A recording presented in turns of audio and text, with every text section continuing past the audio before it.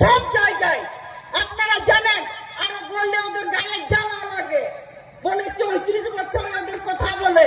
আপনারা নির্বাচিত করেছিলেন আমাদের এখানকার এমপি, আমাদের রাজ্যের এমপি, গোটা দেশের এমপি, তাদেরকে 100টি। আমাদের হচ্ছে ভারতবর্ষ কৃষি প্রধান দেশ, এবং আপনাদের বা আমাদের গোটা রাজ্যের সবসময় সমান ইয়া নয়। কোথাও পাহাড়, কোথাও জঙ্গল, কোথাও একটু ডুবরি আছে, কোথাও স্রোত আছে, সবসময় চাষবাস হয় না। সেই এলাকার মানুষ কি করবে?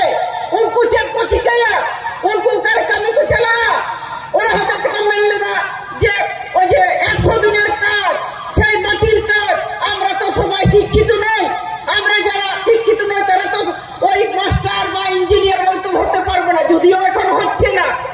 সেই জন্য একটা ভাবনা হয়েছিল, আমাদের নেতৃত্বরা ভাবেন, তারা স্বপ্ন দেখেন, আর সমস্ত মানুষকে নিয়ে সেই স্বপ্নটাকে সফল করার জন্য চিন্তা ভাবনা করে।